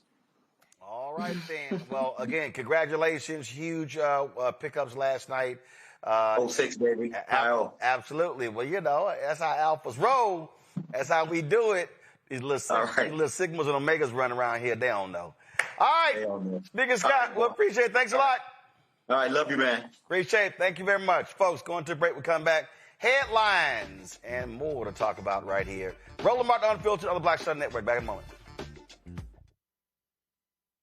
Next on the Black Table with me, Greg Carr. The United States is the most dangerous place for a woman to give birth among all industrialized nations on the planet. Think about that for a second. That's not all. Black women are 3 times more likely to die in this country during childbirth than white women. These healthcare systems are inherently racist. There are a lot of white supremacist ideas and mythologies around black women's bodies, even black people, that we experience painless, right? Activist, organizer, and fearless freedom fighter Monifa Akinwole Bandele from Moms Rising joins us and tells us this shocking phenomenon, like so much else, is rooted in unadulterated racism. And that's just one of her fights. Monifa Bandele on the next Black Table here on the Black Star Network. Hatred on the streets, a horrific scene, a white nationalist rally that descended into deadly violence. White people are losing their damn minds. As an angry pro-Trump mob storms the U.S. Capitol, we're about to see the rise of what I call white minority resistance. We have seen white folks in this country who simply cannot tolerate black folks voting. I think what we're seeing is the inevitable result of violent denial. This is part of American history. Every time that people of color have made progress, whether real or symbolic, there has been what Carol Anderson at Emory University calls white rage as a backlash. This is the rise of the Proud Boys and the Boogaloo Boys. America, there's going to be more of this. Here's all the Proud Boys, guys. This country is getting increasingly racist in its behaviors and its attitudes because of the fear of white people. The fear that they're taking our jobs, they're taking our resources, they're taking our women. This is white fear.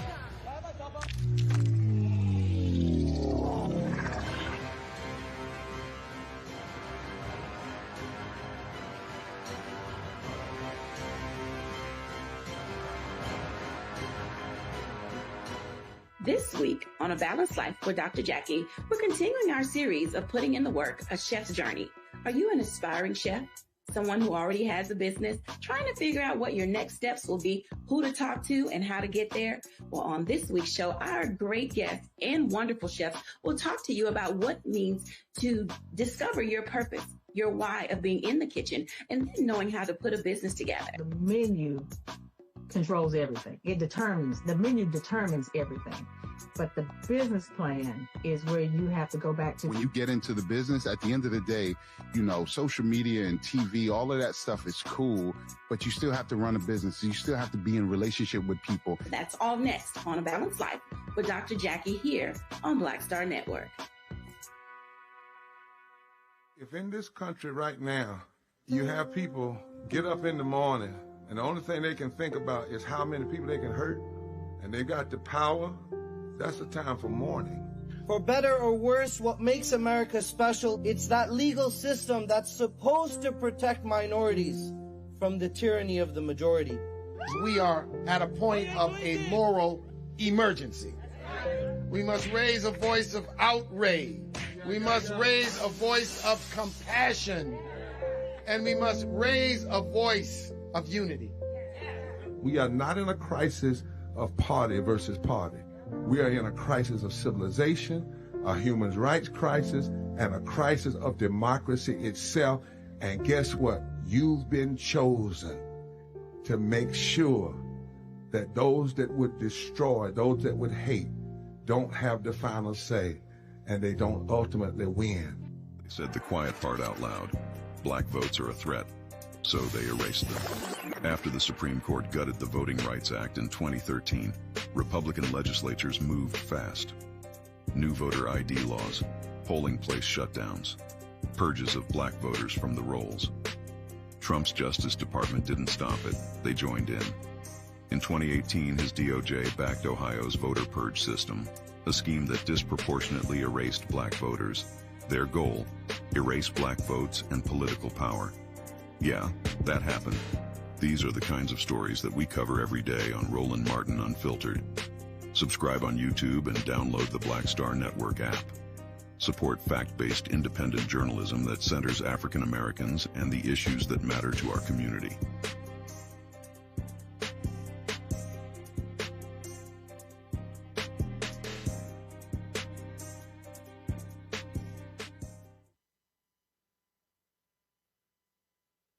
Hey, I'm Malcolm Lee, and you're watching Roland Martin Unfiltered.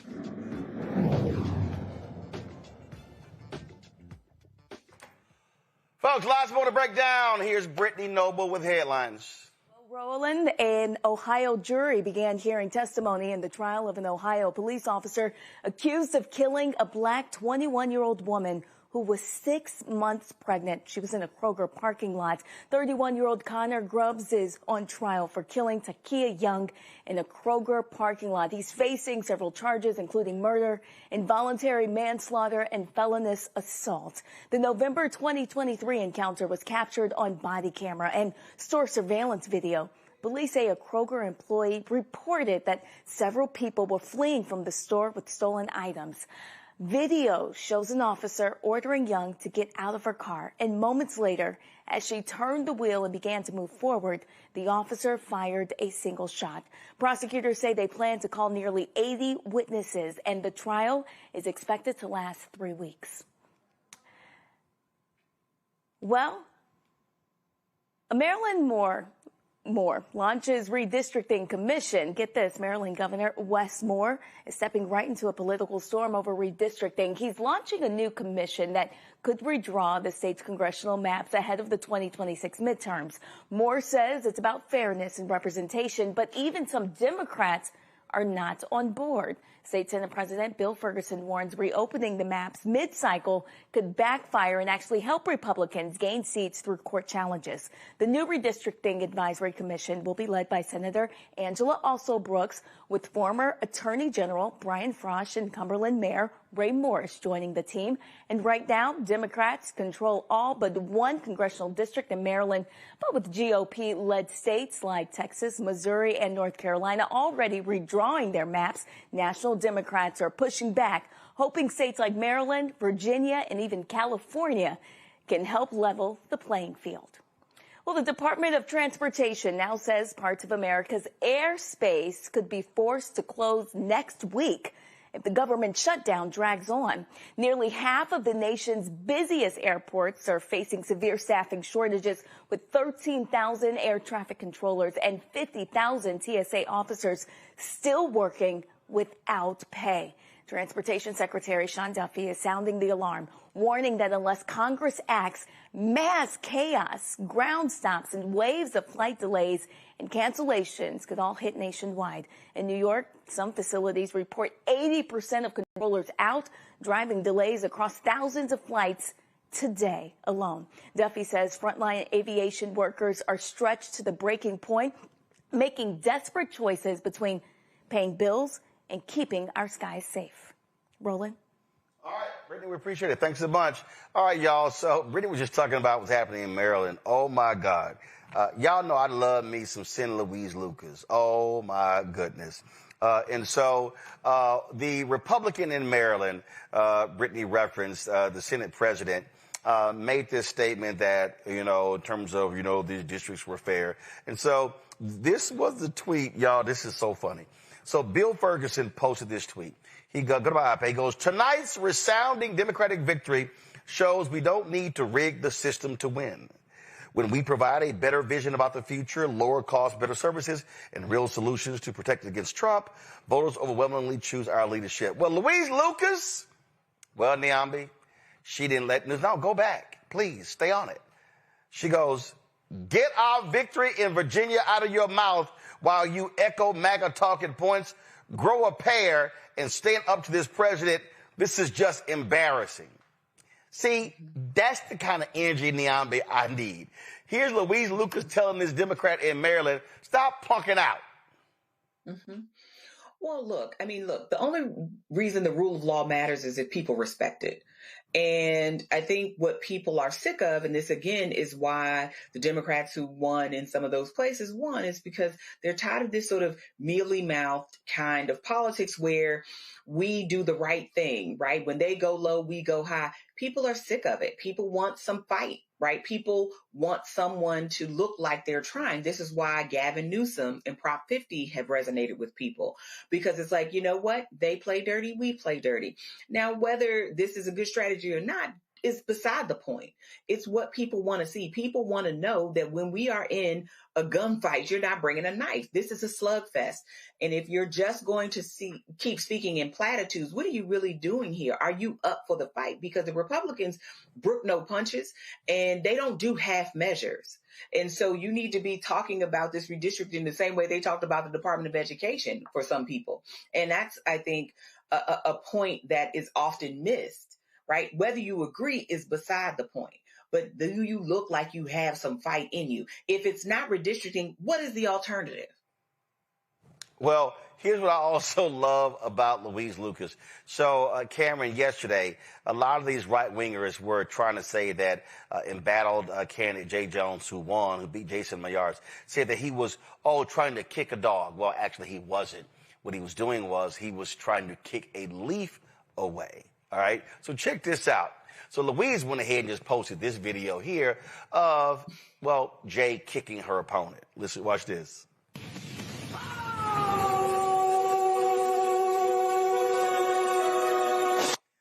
So of course, so they get mad at her all the time. This was the video. This here, she posted this AI video because, she's always kicking Governor Glenn Youngkin's ass. So check this out. She posted this. Virginia, you made a huge mistake electing Youngkin. I needed a knee replacement from keeping my foot up his ass over the last 4 years. Now, we can do better. Get out and vote and elect Abigail Spanger tomorrow. And lastly, Cameron, that famous video when Youngkin was standing outside of the state capitol complaining about Lucas blocking the building of a stadium for the Washington Wizards. So she just went ahead and posted this. Hold on, wait 1 second. This is because this was okay. First of all, go to my iPad. So this was the famous photo of her standing there, looking out as he held a news conference. So they went ahead and made this video right here.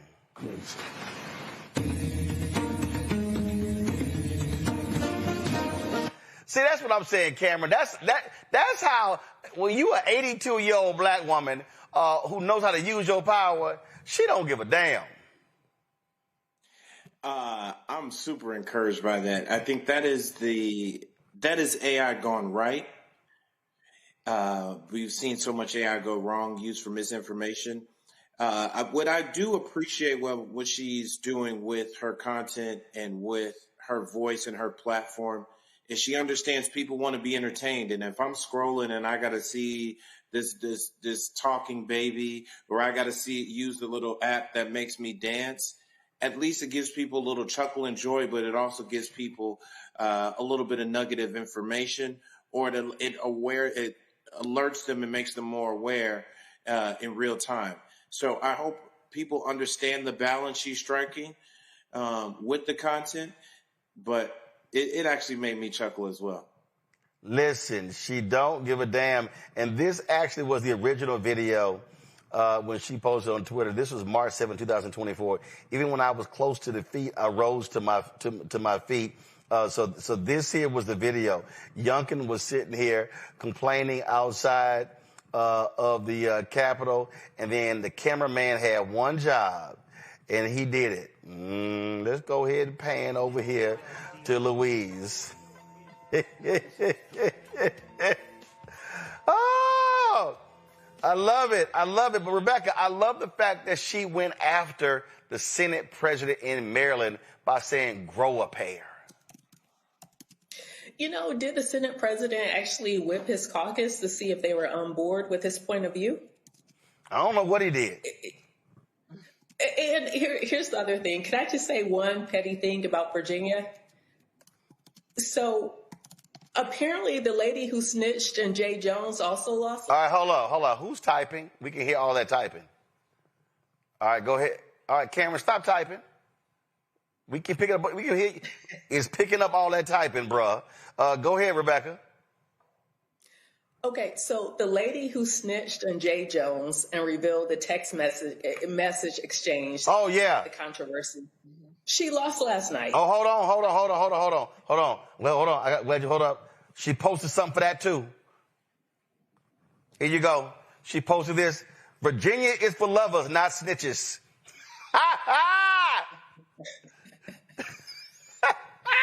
Go ahead, Rebecca. I hadn't seen that yet. And you remember when Winsome Sears' bus caught on fire? This is what Louise posted this morning with, good morning.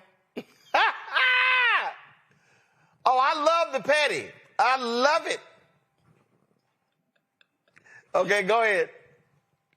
Roland, this is why I call responsive politics. If you want to get people engaged, then you got to get engaged and you got to be real about it. And guess what? A lot of people are petty. And when it comes to what's happening in our politics, some people need to respond by being petty. So I'm here for it. Oh, absolutely. I mean, I love it.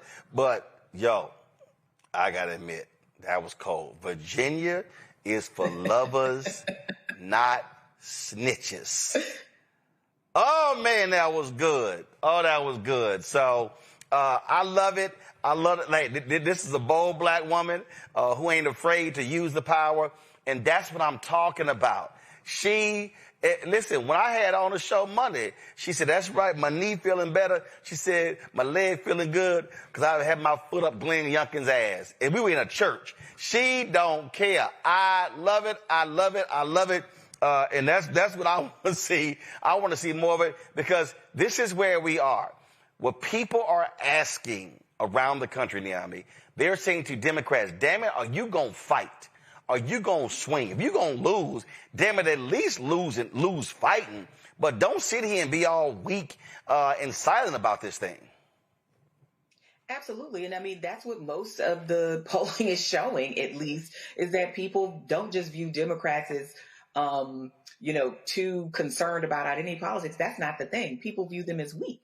And even if, the opposition is not offering a coherent message, is splintered as it is, they're at least willing to fight. And it might mean that it takes them 40 years or 60 years to dismantle Roe v. Wade or the Voting Rights Act, but they keep trying. And I think the thing with Democrats is they have been loath to do that out of some belief in the norms and trying to uphold the norms. And that has its place, but it only works again if people respect the norms. And we've seen time and time again that the opposition to Democrats and that they face don't care about the rules. They don't care how things look. They don't care that they have, reelected a 34-time convicted felon. Like, I never want to hear people talk anything else about Marion Barry and Black people voting for him in DC again after this, right? They don't care. And I think that's one of the things that frustrates people, is because you all are still playing by a playbook that is outdated, outmoded, and just not useful. You want people who look like they are here for the fight. And Louise Lucas right now is doing that. Like I said, there are other people who are doing it. And I think if more Democrats got that message, they will be farther along than they are right now. Absolutely, absolutely. All right, folks. Speaking of going at it, I saw this video and I said, I got to run this. So, Republican Speaker Mike Johnson goes before the cameras today trying to say Mom Donnie is now the face of the Democratic Party and all this sort of nonsense. And so he's just talking. Well, guess what? Democratic Congresswoman Chrissy Houlihan of Maine, she said, you know what? Damn that. I'm going to let his ass know I'm here. Go ahead and roll it. Thank you. Okay, questions? Yes, go ahead. I've called on somebody else. Go ahead. We're having a press conference. Thank you. Go ahead. Yes, ma'am. And you should respect free speech. What's the question?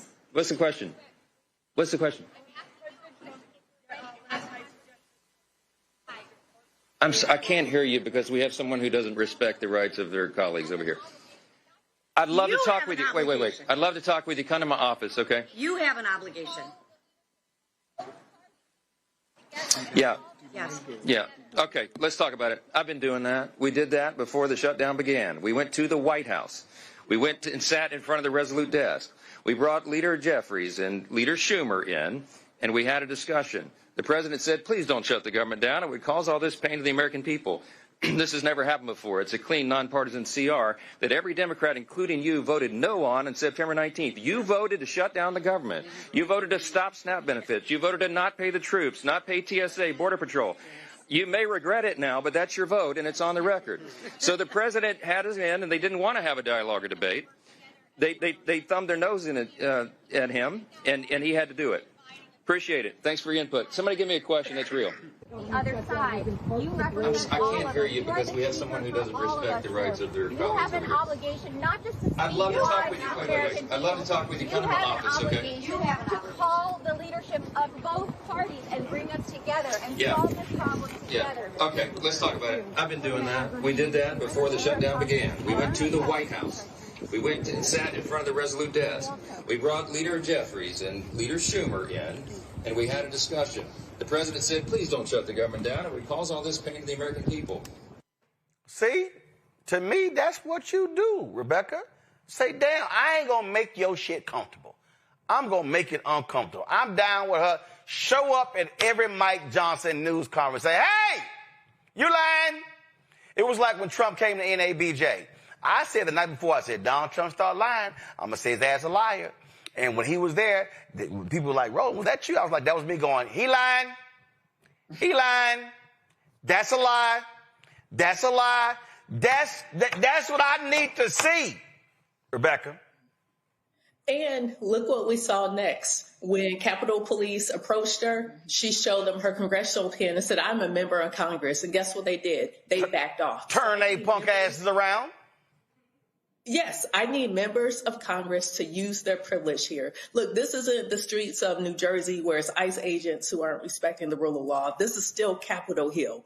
And that Capitol Hill police force, they understand who supports them and who doesn't support them. So at the end of the day, I need every member of the opposition to do this each time you have the speaker trying to subterfuge and not answer questions on what's really happening for the American people. Cameron? No, this was a great example, and this is a great example of how to use that congressional privilege. We hear so many people who say they want to see our leaders fighting back, but they don't see everything that happens in every corner of America when they may be in their own districts. But when you have all the cameras of the country focused on the Speaker of the House, and for you to be able to yell out he's lying, peacefully demonstrate, maybe not so peacefully demonstrate, to cause a ruckus, to make sure your voices are heard. That is exactly how they need to go about doing it. And then if they were smart, they'd have more members out there calling out the lies, and immediately once it's over, hey, press, come over here and talk to us. This is actually what he was lying about, and continue that. But people need to see way more of that, and way more of that direct confrontation, especially in these times. Yambi? Absolutely. I mean, decorum for what? This is not the time to be polite. People are hurting. People are hungry. People are tired. People want to be productive. People want to be paid for the labor that they're producing. This is the time to actually show up and show out for real, right? Make your voice count. Make it worth something.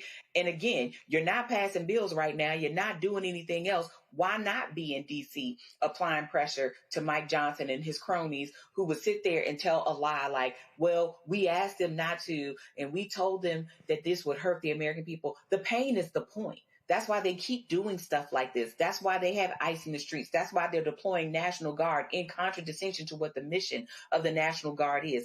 That's why they're denying FEMA funds to Maryland for assistance with flooding, right? That's why they're doing all of this stuff. So they absolutely need to have more of a presence at all of these events. I mean, the time for acting like this is business as usual and this is normal time is way overdue. We need to leave that behind. Absolutely. And last story before we go, I got to talk about this here. Shout out to the black folks in Mississippi. Last night, Absolutely. 2 black state senators were elected. Republicans no longer have a supermajority there. That's now 36-34. They now have to negotiate and work with Democrats on various measures. This is from the Mississippi Free Press. Mississippi Democrats break Republican Senate supermajority. We are a battleground state. You look at this story right here. This was absolutely historic. Johnny Dupree, he of course was one of the folks. He won Senate District 45, and then also Teresa Gillespie Isom won as well. Here's the thing. Look at this right here, y'all. Republicans have held a supermajority in the Senate since 2019, have held majorities in both chambers of the legislature since we've been in the 2011 elections. But here's the other thing that we have to thank. We have to thank, Niamey, the lawyers. Mm-hmm. This happened because of lawsuits, because of the Voting Rights Act, because the federal courts ruled that they basically were screwing over black voters when it came to electing representatives. And so this is what happened. This is how this happened, picking up those 2 seats. That's huge, huge, huge. And of course, the two Democrats, including one African American who won the Public Service Commission job in Georgia, same thing as well. And so we really have got, and we talk about this all the time. This is not just about voting. It's not just about marching and protesting. You got to have a legal strategy, a political strategy, a citizenship education strategy in order to win. Niambi, you first. Absolutely. I mean, this is what the Mississippi Freedom Democratic Party knew, right? This is what Fannie Lou Hamer and them knew, right? That these black people are energized. They understand what is happening to them in their state, and they need people to step up for them, right? Because it's not, like you said, always going to be about a vote. But this is something we've known about places like Mississippi, Alabama, Louisiana, all of these black belt states for a long time. Black folks in those states are difference makers. They just have been disenfranchised over and over and over again. And just because something is legal doesn't make it right. And finally, you actually had black folks break through in the state of Mississippi. So I am hoping, right, that the Democratic Party is taking note and put some resources in these places and stop treating any of these states as foregone conclusions. We've seen what can happen in Mississippi, but even Georgia a few years ago with Stacey Abrams, in Florida a few years ago with Andrew Gillum. We know it's possible, right? But you have to keep those people motivated and energized. And you also have to provide the resources so that the state and the apparatus of the state doesn't continue to disenfranchise and really screw over the black voters in those states, because they really are a sleeping giant in that state when you think about their youth and their coverage in those states. Those Black folks are a power to be reckoned with, not to mention all the students in those states. You mobilize those sectors of those electorates, and those places are real power brokers. Absolutely. Cameron? You saw me rooting like this for Mississippi because I've been screaming to the high heavens that Mississippi, for a state that has the highest percentage of African Americans in the country, should always be a battleground state for Democrats. And so I'm encouraged about energy, and I'm really hoping some of this energy translates forward into next year's Senate race, where I know the Democrats are running Scott Colomb, a young Black brother out of Mississippi, against Lindy Height-Smith, who's objectively one of the most racist senators out there. And I'm hoping that this energy can translate into winning a seat and showing people that Mississippi is viable, and Black folks and not just people who and Democrats across the state are going to stand up. So I'm really hoping this energy translates and rolls into 2026. Rebecca? For Black folks in Mississippi to actually have the representation that they deserve and that they want permanently, we still have to go back to that 1890 Mississippi Constitution, which permanently disenfranchised certain classes of convicted felons. And they picked and chose 23 felony crimes that Black people were more likely to be convicted of. Not that Black people are more likely to actually do and perpetrate, but these are the things in which Black people can more easily be convicted on in the state of Mississippi. And so to Cameron's point, based upon the 40% Black electorate in Mississippi, there should be a lot more Black representation in the state of Mississippi. But until there's a move to get rid of some of those racist disenfranchisement laws that's been on the books in Mississippi the last 135 years, we're still going to see a cycle of people having to scrape and claw just to get the barest part of representation in Mississippi. Absolutely. And this right here is Teresa Gillespie Isom. So shout out to her as well. I will close it out with this here. Big win last night. First female mayor of Detroit's history, Mary Sheffield. She comes from a long family of civil rights activists there in Detroit. Her grandfather, her father, she took home 77% of the vote, beating Pastor Solomon Kinlock Jr. And she, of course, was city council for years, became council president in 2022. Here is some of her speech last night. But tonight, Detroit, we know that changes. And you changed it, Detroit. And I think back to that 8-year-old girl from the west side of Detroit, whose third grade teacher at the time, Mrs. Pappas, she wrote on my evaluation that she saw a gift in her, a gift for leading others. And that little girl's life from that moment on will continue to be shaped by service. And so she dared to dream that she too could make a difference in this city. And tonight, she stands here proudly as the first woman ever elected to lead this great city. And now I have the awesome responsibility of ensuring that I will not be the last. Will not be the last. I don't take for granted that I stand on the shoulders of so many warrior women who have prayed, who have sacrificed just for us to be here in this moment. And so I say to every little girl watching tonight, and to every child in this city, never doubt yourself. You are gifted. You are powerful. You are fearfully and wonderfully made. No mountain is too high for you to climb. No dream is too big for you to realize. And if you believe and truly believe, all things are possible. Folks, and in Georgia, the Marietta mayoral race, the unofficial winner is Steve Thunder Tumlin, predicted to secure his fifth term with less than 100 votes over 24-year-old challenger Sam Foster.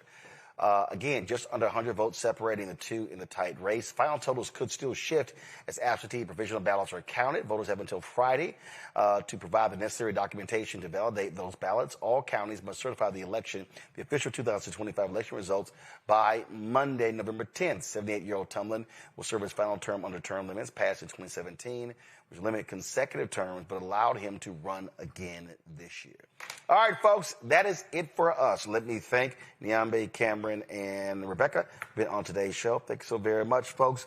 We appreciate y'all watching as well. Hey, YouTube people, y'all should be hitting that like button. All right, we should easily be at 2,000 likes. And so if y'all want to support the work that we do us a favor. First of all, you should be sharing, posting on all social media our videos. Just go to our YouTube channel, click videos, share those videos because those views generates revenue that pays the bills. If you want to contribute to our Bring the Funk fan club, you can do so by contributing via Cash App. That's right. Use the Stripe QR code you see at the bottom left-hand corner. You can also use the Stripe QR code for credit cards. PayPal is R Martin Unfiltered. Venmo is RM Unfiltered. Zelle, Roland at RolandSMartin.com. Roland at RolandMartinUnfiltered.com. Checks and money order. P.O. Box 571. Make it payable to Roland Martin Unfiltered. P.O. Box 57196. Washington, D.C. 20037-0196. Download the Black Star Network app. Apple phone, Android phone, Apple TV, Android TV, Roku, Amazon Fire TV, Xbox One, Samsung Smart TV. Be sure to get a copy of my book, White Fear, The Browning of America, is Making White Folks Lose Their Minds. Available at bookstores nationwide. Get the audio version. I've written on Audible. You can get it online as well. You want to get our Roland Martin Unfiltered swags. For instance, the shirt that I'm wearing right here, FAFO 2025 with Project Crossed Out. Or the other shirts you can get. MAGA chose between woke or broke. They chose broke. Also hashtag Black Owned Media Matters. All of our shirts, hats, mugs, all that good stuff. Go to shopblackstarnetwork.com. Shopblackstarnetwork.com. Now, all of these products to my left, these are all black-owned, all black-owned products right here, folks. Again, we got relishes and gym wraps. You've got stuffings here. You got HBCU shirts, car wash stuff, black puzzles, and all kind of stuff. Hair care, skincare products. Go to shopblackstarnetwork.com. These are all black-owned businesses, and you can support them at shopblackstarnetwork.com. And don't forget, if you want to, first of all, download the app Fanbase. Download app Fanbase. If you want to invest, Isaac Hayes III announced today they've hit $13.6 billion. Their goal is to raise $17 million in the Series A raise, and that's where they are right now. So if you want to invest, get more information at startengine.com/fanbase. Folks, that's it. I appreciate all of y'all watching. Share the video. Tell people to watch the rebroadcast, support this show, because ain't nobody else doing what we do here at Roland Martin Unfiltered and the Black Star Network. We got some new shows coming along. We got some new products coming along. We're going to be on the road next year as well. And so one of the reasons why we want you to give, we're looking at making some additional hires. And so this is all about improving what we do and expanding the news and content that we share with you, including retooling BlackStarNetwork.com. I hope to unveil that tomorrow or Friday. We're working on it. We just had to work out some kinks. And so all those things are happening right now. Folks, that's it. I'll see y'all tomorrow. Holla!